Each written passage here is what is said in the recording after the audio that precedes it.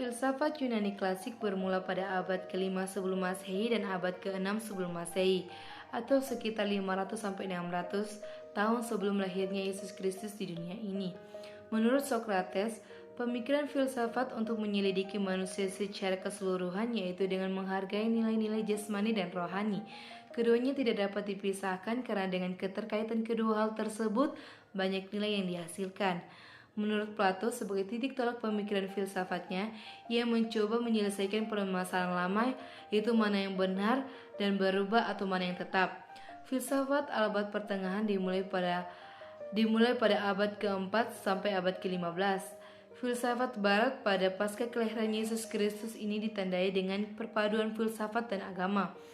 Menurut Justinus Martyr, menurut pendapatnya agama Kristen bukan agama baru, karena Kristen lebih tua dari filsafat Yunani, dan Nabi Musa dianggap sebagai awal kedatangan Kristen, padahal Musa hidup sebelum Socrates dan Plato. Clemens, pokok-pokok pemikirannya adalah memberikan batasan-batasan terhadap ajaran Kristen untuk diri atau dari otoritas filsafat Yunani. Menurut Tertullianus, baginya berpendapat bahwa wahyu Tuhan sudahlah cukup. Tidak ada hubungan antara teologi dengan filsafat. Tidak ada hubungan antara Yerusalem dengan Yunani. Filsafat abad modern berawal dari abad 16 hingga abad ke-19. Filsafat modern didahului oleh pergerakan filsuf yang menentang dominasi gereja pada pertengahan abad ke-16. Menurut Spinoza memiliki beberapa pemikiran, di antaranya adalah teori substansi tunggal yang menanggapi masalah Descartes tentang masalah substansi antara jiwa dan tubuh. Menurut Hegel, menjelaskan filsafat Hegel menggunakan dialektika sebagai metodenya. Menurut Immanuel Kant, sejarah filsafat adalah sejarah pertarungan akal dan iman dalam memperebutkan dominasi dalam mengendalikan jalan hidup manusia.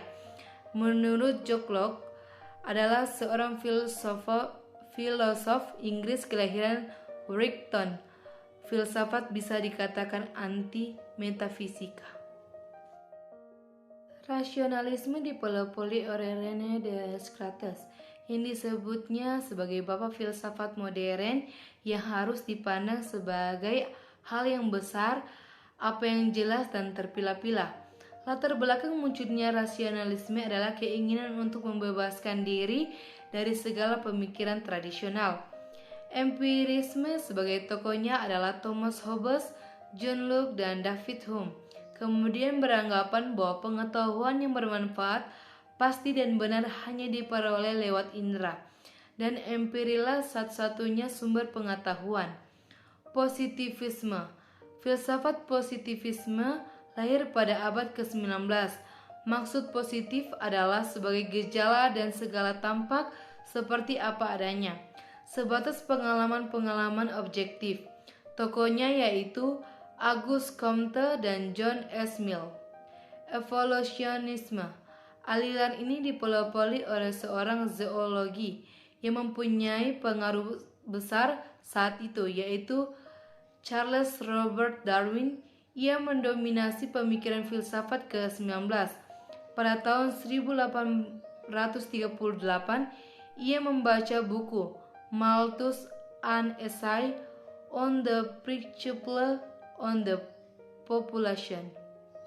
Neo-Kantianisme. Banyak filosof Jerman yang tidak puas terhadap materialisme, positivisme, dan idealisme.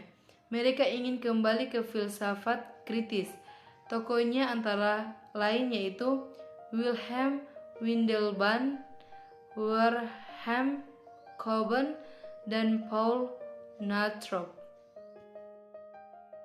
Pancasila merupakan suatu sistem filsafat, karena sila-sila Pancasila merupakan bagian dari satu kesatuan yang tidak dapat dipisahkan untuk mengarahkan bangsa Indonesia tetap pada satu tujuan, demi kesejahteraan bangsa bersama.